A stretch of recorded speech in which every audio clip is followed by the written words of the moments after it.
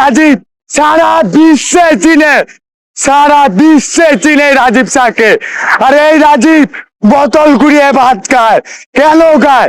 আমার ভিতরে লোভ নাই ভাই, আমি লোভের পছন্দ করি না। এটা আমার মেহনত টাকা, মাথা কুড়িয়ে কুড়িয়ে কুড়িয়ে কুড়িয়ে বিক্রি করে খেয়ে চাচ্ছি।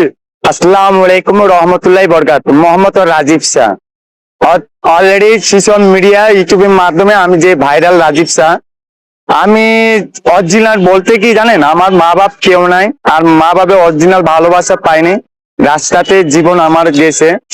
ছোটতে বিহারিরা জেনে একান্তে যারা আমার পালছিল, তাদের মা বাপ দিয়ে আমি পরিচয় দিয়ে চলি। হঠাৎ কিছু কারণে আমি রাস্তা পথ বেছে নিই। এইভাবেই আমি লালন পালন লাত্তি উস্তার লাঞ্ছনা উপরে বড় হয়। যখন ঢাকার সহরদ্বীপ পার্কে যখন আসি, ওখানে আমি একটানা 12 বছর থাকি। হঠাৎ আমার ভিতরে বৈশাখ নববর্ষ 1 তারিখে যখন দিনে ভাই আমাকে বলে, রাজীব ভাই একটা নামাজে খ্রিস্টান দেন, আমরা পড়ি। ওই উদ্যোগ করে আমি চিন্তা করছি যত আসে সবাই এখানে আবাদত করতে পারে, তার জন্য আমি ওই চিন্তা করেছি। আর ওই জমিন তো আমার বাপ দাদার জমিন না।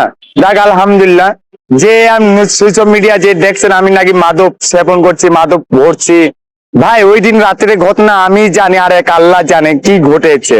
ওই মুহূর্তে আপনারা কেউ ছিলেন না রাজীবে কি ঘটছে। ওই মুহূর্তে 6 জন লোক মুখে গামছা আর মুখে মাস্ক লাগানো, একজন হাতে লাঠি স্টাম্প আর চাবাড়ি, এভাবে আমাকে ঘাড়ে খেগায় বলছে, আমরা যেভাবে বলবো তোমাকে ওভাবেই কাজটা করতে হবে, না হলে বেশি বাড়াবাড়ি করলে তোমার মসজিদ তোমার ঘর তোমাকে সহ মেরে ফেলবে, এই রাত্রে কেউ আসবে না। আমি এক বছর চিনাল আসলে কেউ আসবে না।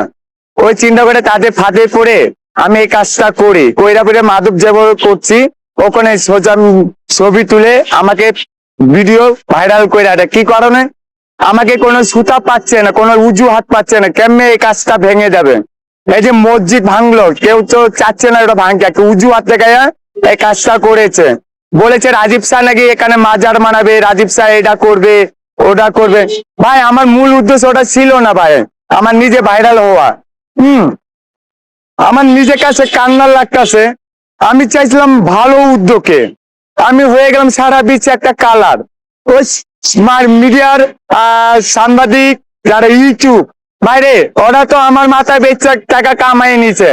বিনিময় কি? আমি ওই রাস্তায় ভাঙ্গারি কুড়িয়ে ভাত খাই।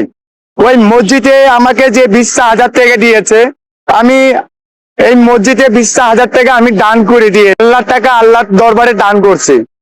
আর আমি যে রাস্তা আগে যে টুকাই ছিলাম, এখনো ওই টুকায়।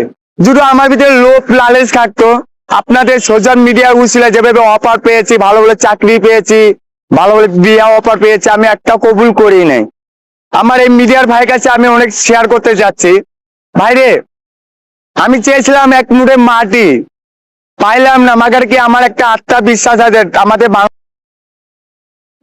আজীবন রাস্তায় জগতেই থাকবে ভাই, বোতল কুড়িয়ে ভাত খাচ্ছি।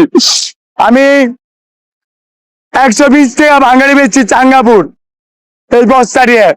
এই 120 টাকা যাইতেছিলাম স্টেডিয়ামে ভাত খামু। ভাই যদি লোভ লালচ হতে রাজীব শাহ তৈরি করা লাগতো না। আপনারা জানেন যারা ভাইরাল হয় এরা কত সুখী হয়। আর এই রাজীব সারা বিশ্বে চিনে, সারা বিশ্বে চিনে রাজীব শাহকে। আর এই রাজীব বোতল কুড়িয়ে ভাত খায়, কেন খায়? আমার ভিতরে লোভ নাই ভাই, আমি লোভের পছন্দ করি না। এটা আমার মেহনত টাকা, মাথা কুড়িয়ে কুড়িয়ে কুড়িয়ে কুড়িয়ে বিক্রি করে খেয়ে চাচ্ছি।